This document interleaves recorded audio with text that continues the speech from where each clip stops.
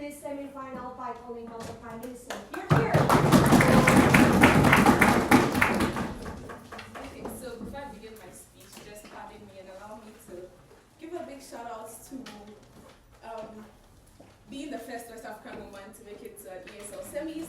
Shout outs to legends like Molitando and Lindo who made it far once again. I'm happy to be representing us this far.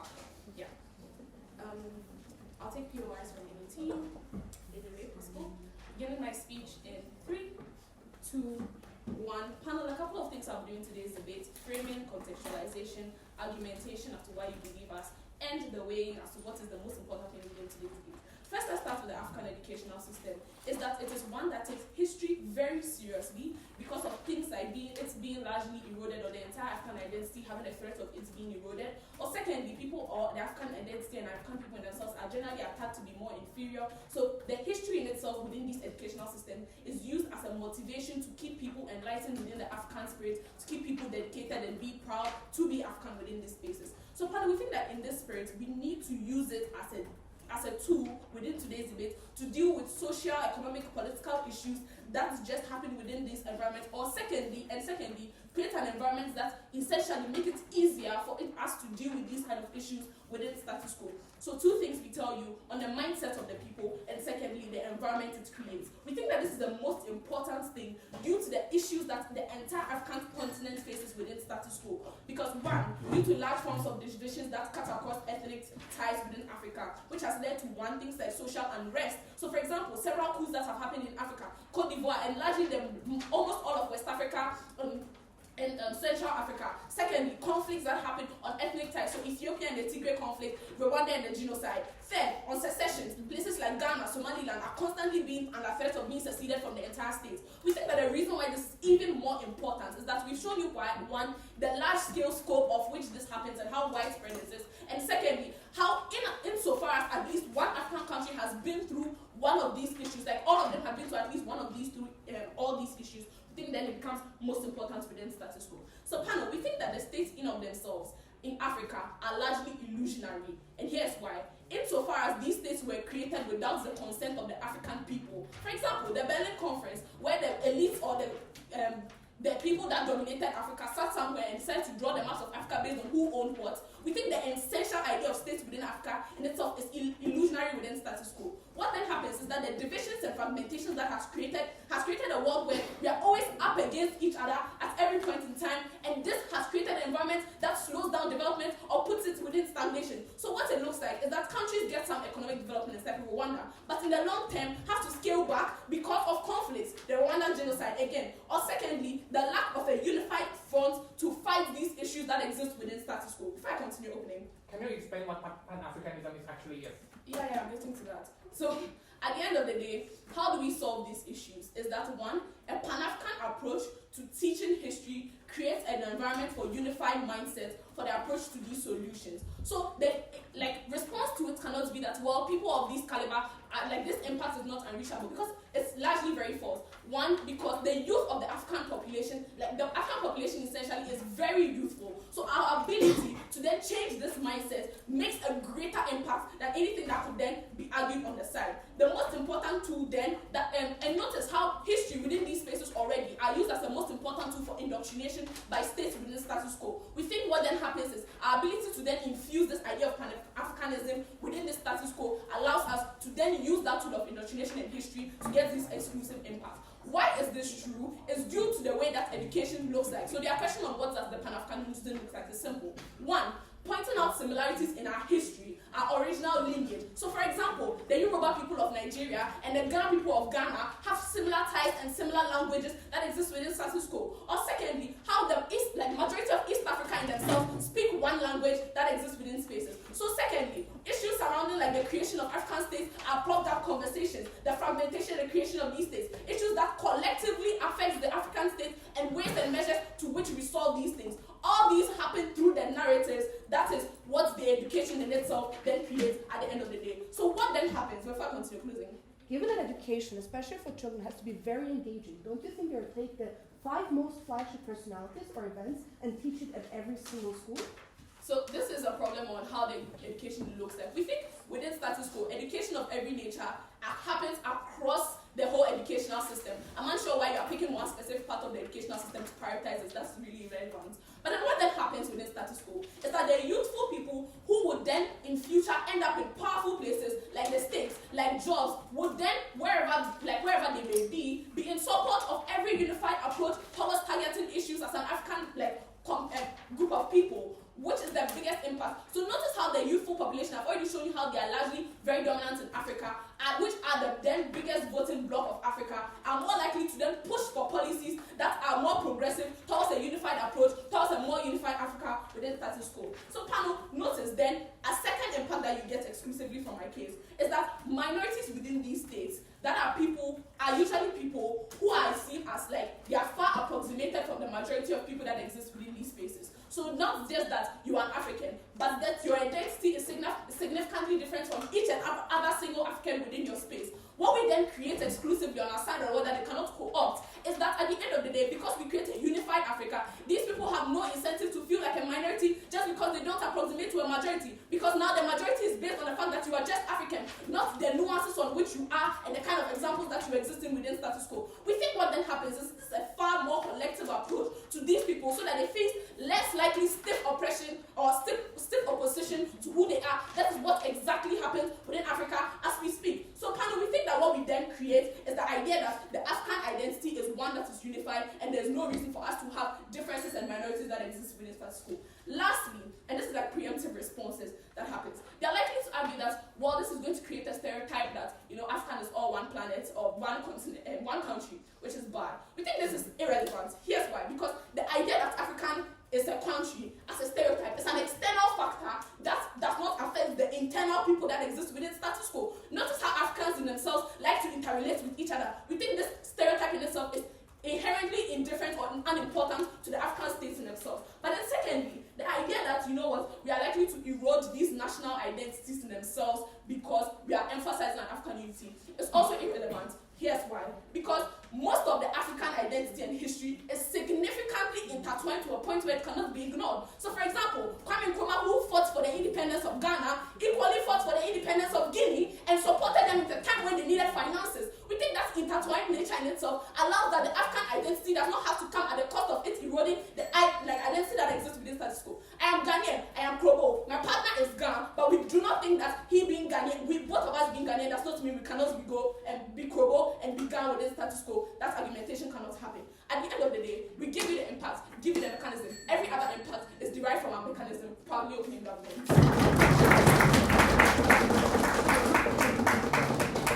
We thank the Prime Minister for that fine speech, and we open the debate inside opposition with the leader of up. Here.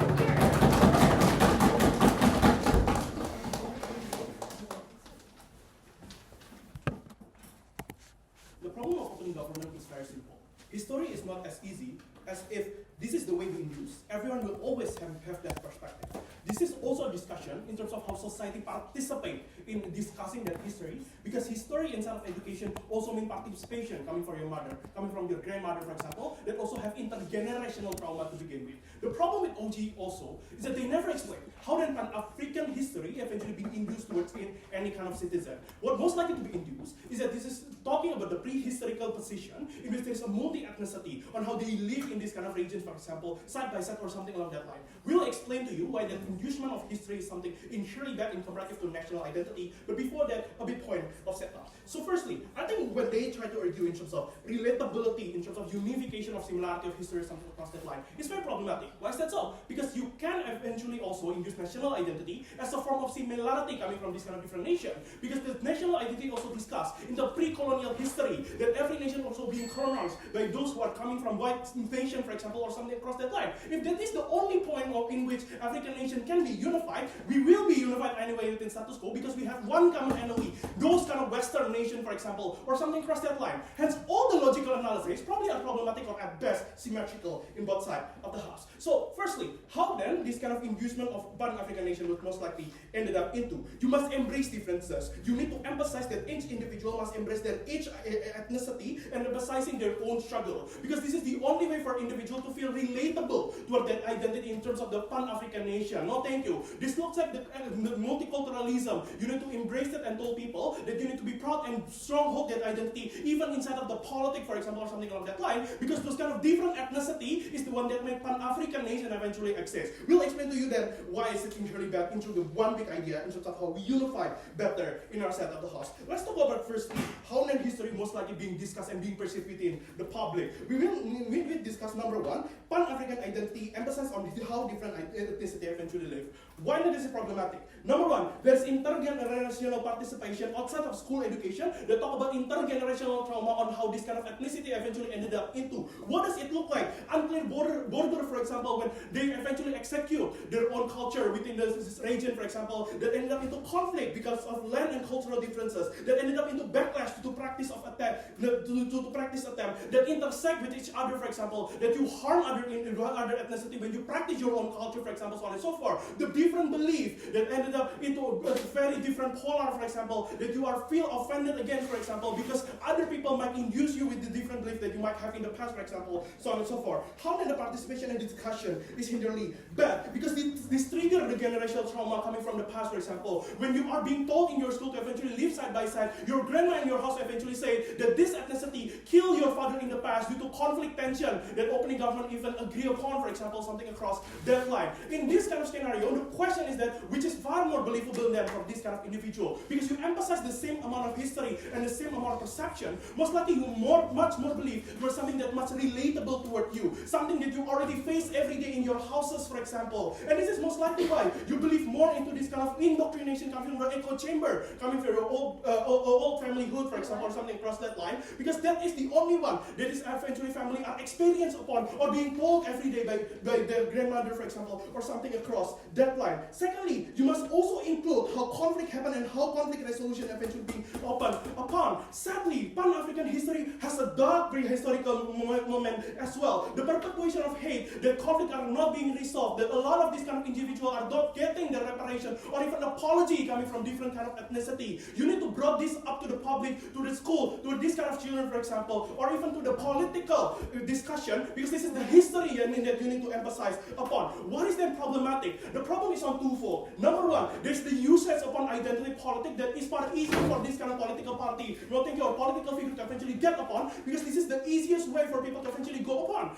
The trauma and the emotional bonding that this individual have upon that trauma is the easiest way for this kind of folk to eventually gotten into. What kind of policy that most likely happen? Policy that is focused upon majoritarianism, that focus on how ethnicity, that is the majority within the region, eventually need to be catered upon, for example. Hence the minority problem in terms of exclusion of them, hatred toward them, discrimination, or even microaggression is something that is most likely to happen inside opening government. Due to that reason as well, this is a create a bad political nuances. How then the comparative eventually happen better? National identity focus upon how pre-colonial history and how national unity change individual perception. The creation of common enemy in our side of the house is far easier because you create the common enemy toward those who do not exist in your region, those who clearly taking your economy chances, for example, those who literally take the resources coming from your land and exploit it for the sake of their own colonial position, for example, or something along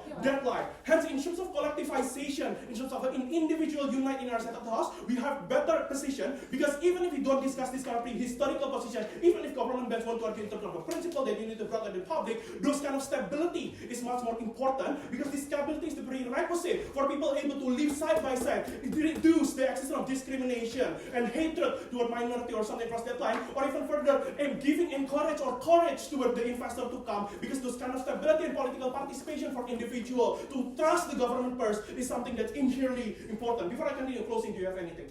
If you think that acknowledging common history like colonialism is important, then do you also concede that things like sharing commonalities is in itself the baseline for unification, which is what we support through Pan-African narrative? If the issues about commonality and similarity, it exists in both sides anyway. But secondly, this debate is about prioritization and journey in terms of unity. If we're able to prove to you that the likelihood of unity is likely to accrue better in our side, I think we already win the game. Let's continue now. How then socio-political issue and how and those kind of mindsets is eventually being gotten upon in terms of the conflict resolution, like probably issue about Azerbaijan and Armenia or something across that line. The problem is very simple. When perpetuate more in terms of Pan-African history, you discuss in terms of how resources should be allocated and who should own the land to begin with. And this is where it becomes problematic, because you always take things to the past in terms of how the chances are being rolled upon, for example, and you always discuss in terms of how the current redistribution eventually back or something across that line. Hence, that perpetuate even more conflict, because each country coming from African region must negotiate, or even further, the country that are inherently very selfish and already have the negotiation coming from Western nation must sacrifice their deal with the Western nation or something across that line. The comparative of national identity is very simple, because you have one common hatred toward Western nation. What's most probably happen is that you live with the current. You talk in terms of how deal to the forward eventually being gotten upon, instead of talking back in the history of different nation or something across that line. Due to that reason, we think that likelihood of unification, something across that line, happened directly in opening of session. Fair cut to post. We thank the leader of opposition for that on stage, and we close the debate in opening government by calling for the Deputy Prime Minister. Here.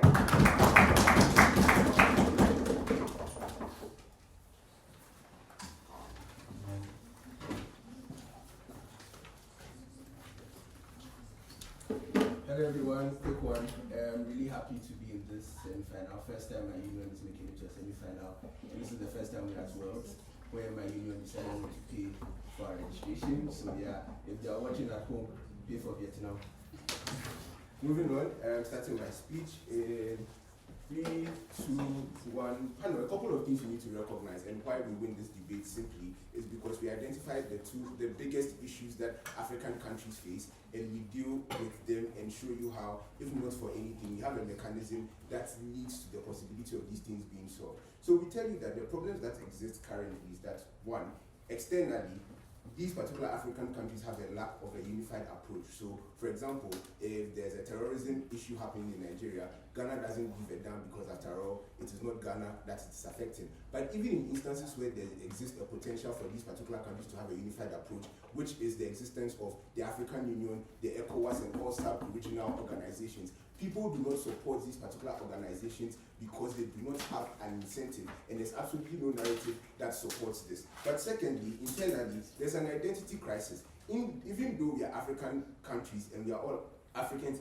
in our countries, we do not seem to think we are of the same level, and a lot of minorities are actively suffering. Reason why there's a consistent pushback by these minorities to create things like conflict, secessions, etc. What then do we argue in this particular debate? We argue that if not for anything, the fact that the largest amount of our population is largely youthful and are still of school-going age, our ability to create this particular narrative creates an ability for us to shift the narrative that exists in status quo and allows these individuals to do a couple of things. One, recognize that because these particular people are equally very youthful and are largely going to be the ones who are going to end up in the voting bloc, a couple of things are going to happen in our world. The things that are going to happen in our world include, one, that the possibility that these particular individuals are going to be the ones to vote for more progressive policies, such as progressive policies that allow individual African countries to contribute like troops to peacekeeping missions or contribute troops to fighting terrorism as a unified group. This is something that's extremely possible because recognize the tipping point in this particular debate. African states do not have a lot. What that then means is that in most instances, states that do not have a lot have a huge pushback internally that stops them from contributing to a collective approach towards solving problems. Because at the end of the day, people are asking themselves, if we are contributing this much, what happens to us internally and how do we fend for ourselves? In a world where we recognize that the African unity is one and there's a possibility for us to be able to fight together, there's a huge possibility that voting blocks, for if not for anything, are most likely going to push for these policies that allow us to contribute to these like African organizations or international bodies. But secondly, another important thing, which is the long-term impact, which someone may argue is outrageous, but is very, very likely, is that recognize that leadership in and of itself that comes like across the decades or across the years is shaped by the kind of narratives that you were being taught as kids. So recognize that because I come from a very liberal era of the African African style or African living, I am more likely to support things like progressive things like LGBTQ plus rights, etc. when I become an MP or become a minister in the future. What this then means is that in the future, we are more likely to have leaders who are equally going to support this particular collective approach. The reason why this collective approach is extremely important is exactly what says, that we have a common enemy. The West is trying to infiltrate. The West is actively trying to get African countries to cede power or give out more than they can. Recognize that the only way we are able to fight the West is not as individual African countries. So the side that is able to get the coagulation or the collective nature of African states to fight these particular issues is something that deals with OO's case. The reason why African countries are less likely to be able to fight on their own is for a lot of reasons. One, we do not just have enough bargaining power on our own. We've seen this with what China is doing in African countries, where when China bargains with these African countries individually, they end up taking advantage of them, seizing their ports when they are not able to pay loans, etc.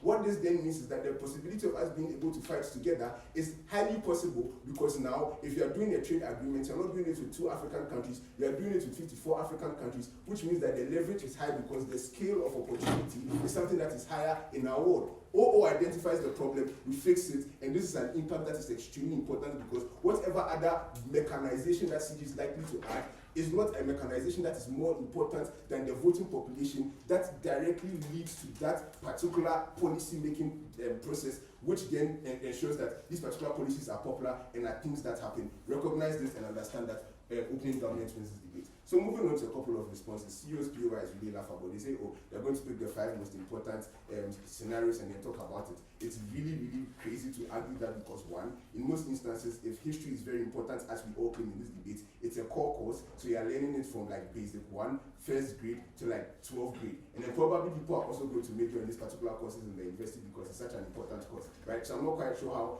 out of like the 15 years that people are going to learn, they're just going to learn 5 biggest issues in history. It's not a YouTube show. Moving on, right? Recognize how access is something that happens at several levels, and so we are going to be able to cover the holistic nature of these particular things. But then what is OO's case in this particular debate? So OO's case in this particular debate is very simple, that nationalism and a national idea is the best way to get people to believe in their states and then to want to promote Africanism.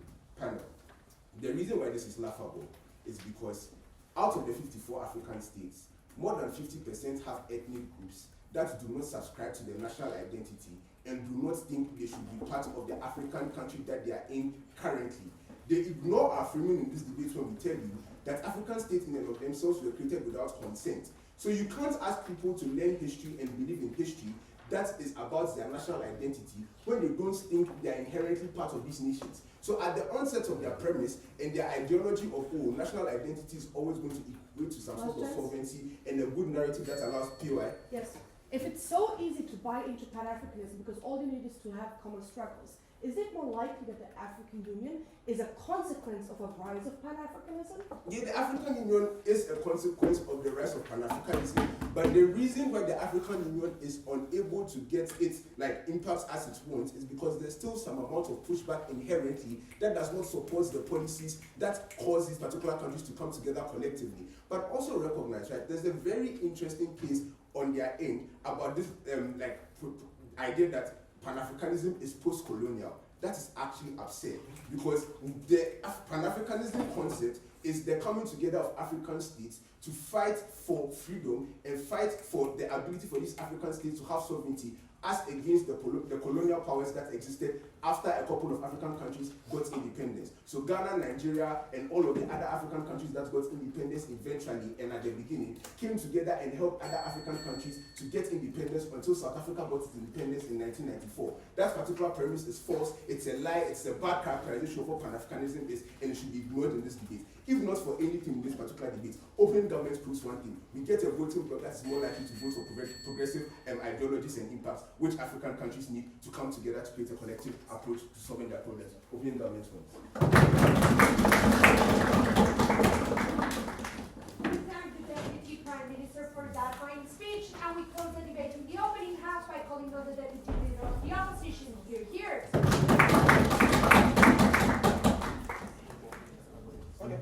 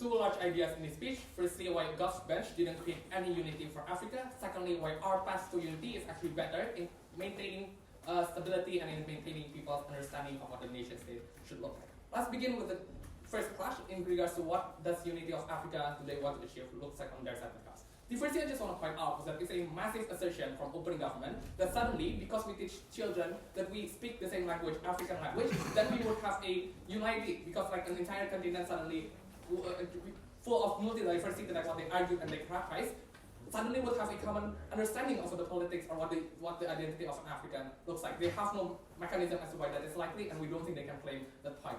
The first reason they give was that, oh, but state is just an illusion, so on principle, this is something that is a good thing or the right thing to do, right? Maybe sure, in concept the state is arbitrarily created, but surely the people also relate to the concept of the state and has day-to-day application of the state, i.e. they see the country and the pride of that border, they see that the intrusion of their border is something that is offensive, for example, towards them, and that is clearly a practical harm that we ought to prioritize over this principle, right, of looking at state as an illusion. But secondly and more importantly, I want to characterize what does the conflict in Africa currently looks like, because I think they mischaracterize what this conflict looks like. Well, thank you. Contextually, I think the vast majority of conflicts in Africa happening today is internal conflicts rather than external conflicts. That is to say, more of separatism groups within that country rather than countries being aggressive towards other countries. And there are three structural reasons why this is the case. Firstly, their own characterization of multi-diversity means that there is far more incentive for different political views or different political perceptions to rise up above this common identity or common unity, which means there is a far incentive to weaponize that particular diversity and use it to forward their own self-interest. But secondly, this is also something that is very lucrative, for example, for separatist groups to utilize insofar as they do not have a common perception or common understanding of what the state looks like. But lastly, I think quite intuitively, was that the separation of resources currently within Africa is also not equal. That is to say, many different parts of that particular state looks different, and this is also something that can be weaponized and utilized to go against the other ethnicity, for example. I will prove why this resource allocation will actually be better later on my second issue. That's why the examples of coup d'etats, for example, is actually solved better on our side. Firstly, because you have a common perception of what the nation state looks like. Like what the government and what the military defines and views the state is actually something that is common rather than what that is distinct, for example. It is far easier for them to have a collective solution and have the incentive to find a collective solution when you have the same perception and understanding of what Ghana or Nigeria looks like, as opposed to one in which it is easily for military to have different outlook of what Africa and what the perception of Africa is on that side of the house. But secondly, coups become less popular in the first place when you cannot weaponize the us versus the narratives. You cannot say that Tigray is an evil part of Ethiopia, for example, at the point in which you see Tigrayan as your neighbors. It is part of the country that has fought the same independence history, for example, that you share a common enemy in the first place. That is when you do not have us versus the narratives on that side of the house. That's why we actually solve internal conflicts that we ought to prioritize better on our side of the house. The third reason, as they gave, was that, but we have security and international relation conflicts that we have to prioritize. One, I just think this is absurd because leaders do not make decisions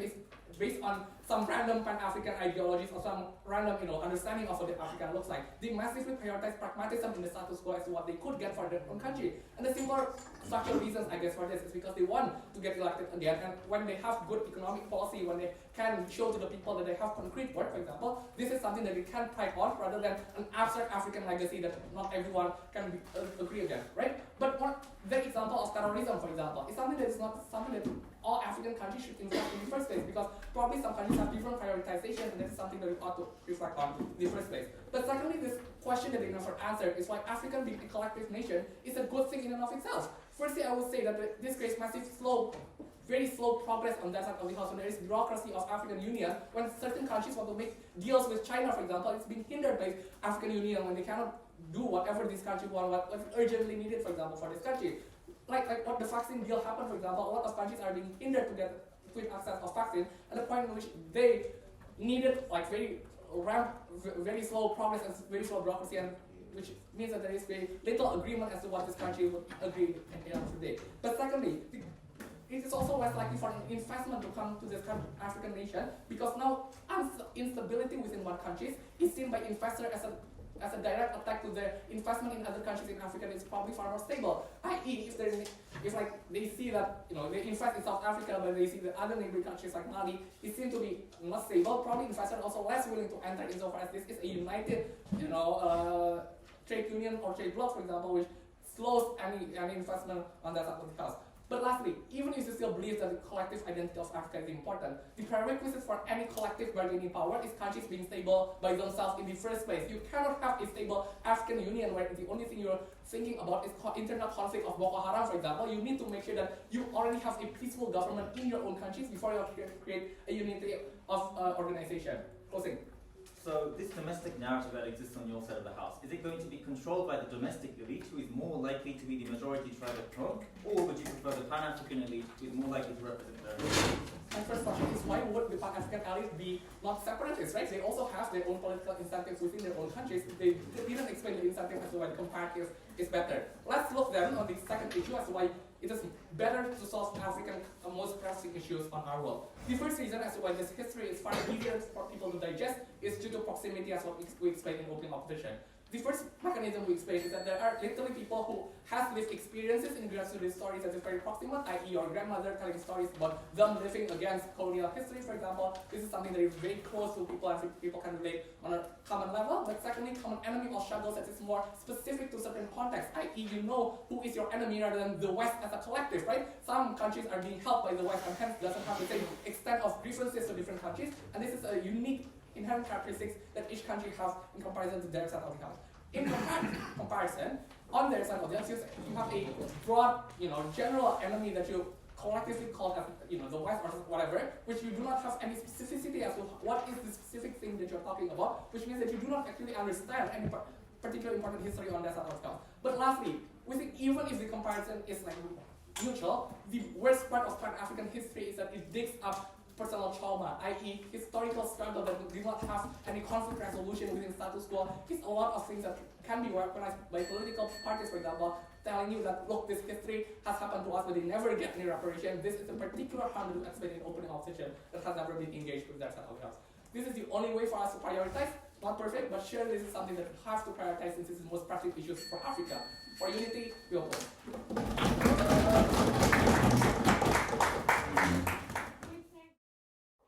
We now call the member of opposition to declare.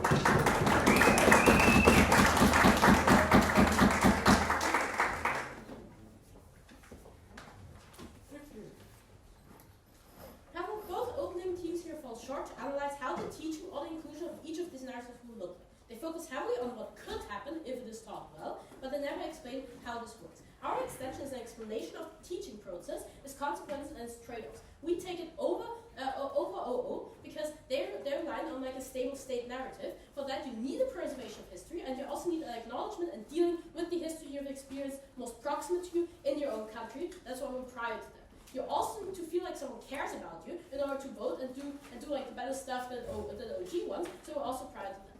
The problem that GovBank also has is that they rely on that only the West was super bad, but like there were also black slaveholders, while this is a minority. This narrative can't always be so super unified. Now, unlike the preservation of grammar and history, first, why this focus will necessarily be an emphasis on one of these explanations, right? Like either Pan-African or national narrative. First, you have limited time. You have limited time in the education system because you're probably not going to be in school for like 15 years. Most people are not going to be in school for like 15 years as OG claims because you have like, not everyone has like incentive to go to university. Basic education is more important. It's the same in every country in the world, right? Secondly, you have to research the thing you're teaching people, right? You have demand. You have to pull a lot of research and focus and energy into this kind of history, right? You need to learn how to teach this pedagogically in order to like teach it to people in schools. You have to teach how to teach them. You need to put lots of money in there in order to preserve the papers that were signed and the treaties and all of that. You need to interview people about like the oral history. It takes a lot of time and a lot of resources. So you necessarily cannot do both in the status quo. If you focus on Pan-Africanism, you necessarily lose out on some of the historic preservation that you have right now, because the education system is like the most important part in these countries, because the government wants like the populace to be educated in order to further like the kind of the development that we all want, right? Why is this teaching also going to be good in reconciling, direct question with CG, right? I think most states are actually democracies, right? You don't have like one big majority that's super oppressive to like a small minority for two reasons. Firstly, people aren't inherently evil and only care about them only care about their group, right? So you know that drama and war sucks, right? You know that if you start to like oppress someone else, they can also kill you. You care most about that your family is safe and don't care most about harming the other group, right? But secondly, you probably have some kind of minority rights in order to preserve your own state, right? Because even a small minority can do super evil shit. If it's super small and it's being oppressed, they have nothing to lose, so you're likely to have some kind of terroristic acts and everything. But if it's like two normally big minorities, like politicians also have an incentive to learn how to do these kind of concessions in order to preserve peace and prosperity in your own country. So we think that this is likely actually going to be some kind of good teaching and not oppressing one small minority, right? Now, why do we otherwise cut out granular history, right? You have to, with the Pan-Africanism, you have to make this kind of history engaging. People in school have to listen, and not everyone super loves going to school, right? So you have to like make it fun, make it snappy and engaging. Teachers in the education system also really want this because teaching is hard, and you really have to try to make it good, to make your pupils happy, right? You also have to make it easy so everyone can follow what history happens. So what is likely to happen with this kind of Pan-African history, please later, you have to have like five, you focus on like 5 main guys who like did stuff for Pan-Africa or more broad ideas, right? That means like in order to like make it as engaging and make it as snappy so everyone remembers it, right? So that the granular stuff suddenly isn't as important anymore and gets lost. If you want to focus on something flashy, this is not a problem on our side because you just have less history because you're not teaching the history of the whole of Africa, right? You necessarily need to focus more on Africa as a continent and therefore lose out on the more personal and more proximate history. Now, lastly, why do you need this kind of granular history? Note that Pan-Africa as a movement actually already exists, right? You have the economic union. You have the counter-narrative of the evil West, right? So there actually are already private incentives of social justice movements to perpetuate this narrative, to teach it to people. They actively want to reach out to people to teach them about Pan-Africanism. National identities do not have that, right? So you necessarily need to do it in school. Now there are 2 reasons why this is extremely important. Firstly, in order to understand and resolve the issues that you have yourself. Because you need that kind of your own history, right? You're likely gonna have had some tensions in the past, right? And only through school can you solve it. Because your parents at home likely gonna say, but the other group like killed us and that was bad. It's like in Bosnia, right? Where you have that kind of narrative. So you need school to like rectify that, right? Like OG frames that as an issue. But you also need like this.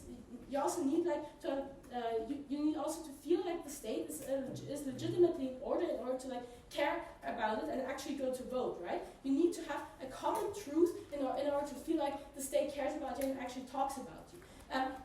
The problem with CG is that they say that you that you learn about those global issues, but you do, like slavery, but you do not experience that in a status quo. What's way more important is the most proximate thing to you in order to actually feel like you matter and to actually feel like your state matters. OG. So OG argues that we create narratives that cause people to vote. CG still says the narrative causes sympathy. It is the same mechanism. Okay, cool. I don't care about that. In order to second reason is also in order to like actually create an identity. Because in order to feel like you matter, you actually have to talk about your own history, right? What happens every day to you is not the experience of Pan-Africanism, but what happens in your city. What history shaped your city in the way that it exists, right? The most proximate thing is what happens in your country. That means that you actively have to talk about what happened in your country in order to experience that kind of identity formation. The national identity is far more proximate to you than any Pan-African identity can ever be, because it is literally what happens to you in day-to-day life. But what you need is an actual structural explanation in school in order to shape this framing of the identity, because these schools are like going to be good. These schools are like going to focus on the general things that happen in your state. We know that the borders are randomly drawn, but in Africa. But in order to actually reconcile and to actually feel like the state about, you need to start caring about your country in the first place. That means you get actual reconciliation, identity building, prior to everyone else, proud to oppose.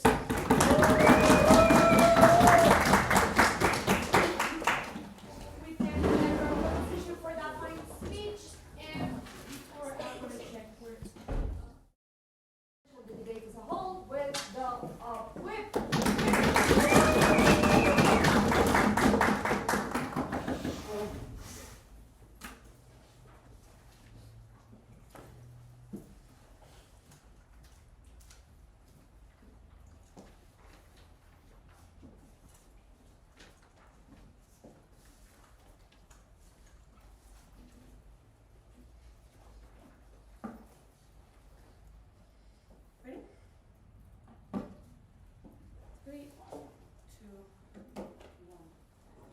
I will first go into some reframing, which was already flagged by Paula but not really responded to, then some rebuilding, and then further into rebuttal and significance. The point of framing that I want to make, which is really important for both governments, is that they say colonialism is broadly the same. We already said that it was not the same in all countries, given that there is actually lots of cases where different tribes or even black Africans cooperated with colonialists, held other black Africans as slaves, and are now ought to also pay reparations back to these people, meaning that they cannot just fiat having buy-in just because broad continent experienced the broad same thing as a whole. Secondly, the forces were very different. Like, they did something that we categorize as the same thing in the end, but whether they, for example, went through X street and did this, or whether they used specific other measures to intimidate people, are different experiences on people's lives, and in how they used them, but also what colors they wore, what songs they sang, what languages they speak. These all are marginal differences that don't mean that it's necessarily exactly the same. This already mitigates a lot of their material on that you have buy-in just from it being the same thing. But I think it mitigates their own material too, and the importance of it. Because at that point where they won't concede that their Pan-African movement already exists, they say that this is a further catalyst for it. We tell you that there's a specific harm that actually happens if you trade this off, and they don't explain that even if that harm exists, why this is still a tipping point for more people even voting for it, especially because they concede it already exists. Now, into some rebuilding and rebuttal. On the rebuilding, what do we hear from CG as responses to our case? First, on culture and history, they say there's other alternatives where you can educate yourselves. They say two things: family. Family is oftentimes, that they use it themselves, extremely biased on what history is. They tell you this particular group of people was really bad because they killed these people, etc. Meaning, the only time in your life where you get any kind of possibility to change your opinion is when you go into the mandatory schooling that is between oftentimes 6 and 15 or 14, depending on where you live. Meaning the only time in your life where you are probably going to be mandatorily exposed, not necessarily only to the education in your school that is different, but also people that might think different, is that time. Your family is probably going to be able to tell you that on either side of the house, meaning that this is extremely important to happen. Secondly, pop culture is probably just very influenced by private industries that are probably the biggest in probably it's South Africa or something, I don't know, or Nigeria, etc. who are one of very much in the industry, meaning that they just influence then all the other countries, and then it's again not your history, not specifically what happened in your area, but it is most likely also not dealing with it because those are not very much fun topics to have a cartoon about or something. But then the third thing they say is you open Pandora's box. And this is where the debate gets a bit washy, because everyone talks about buying of minorities, etc. And I think the problem here is you have to explain why there is incentives to talk about painful things in a good way that make the other person say, I see where you're coming from, I understand that you understand my pain. This is where Paula comes in, where she explains that necessarily governments have good incentives, or most likely good incentives, when they want teachers or universities to teach about the problematic things. But secondly, also, these are incentives that are also considered by GovSide, which is economic incentives.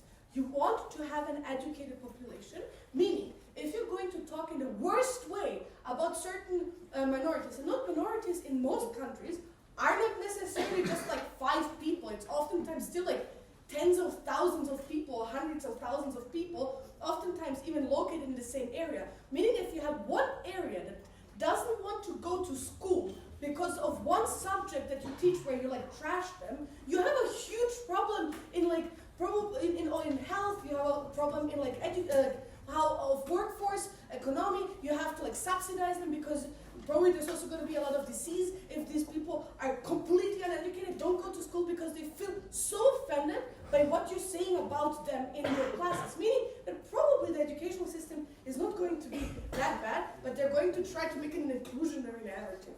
Then on weighing and impacting. I think that we already give you a couple of reasons why the preservation of granular history is extremely important, and more importantly, why it actually is mutually exclusive. This is the first clash where Gov fails, where they don't explain to you why the impacts that they want to reach of like buy-in of minorities or having voter turnout is mutually exclusive with the emphasis on national identity or like national history. The only thing that they tell you is that it's probably better it's just like more unifying. We tell you that there's actual harms. What are the things that we get? Note that one culture is and history that happened around you is the most proximate to you. Meaning that even if colonialism happened in different ways, what I said in the beginning applies here, that it happened in different ways. Secondly, you lose the culture and history of the most vulnerable people who are not able, who maybe have some voice in your country, but is lost on a Pan-African level. Meaning languages, how you write things, different styles of painting, etc., are not being taught about or not even talked about because in the broad spectrum of forming a Pan-African, I'm so sorry, forming a Pan-African narrative are lost. What are the benefits of this even? Because I think they say like, oh, you don't have any like hard impact. Okay, I'm gonna bring some. First, claim for reparation.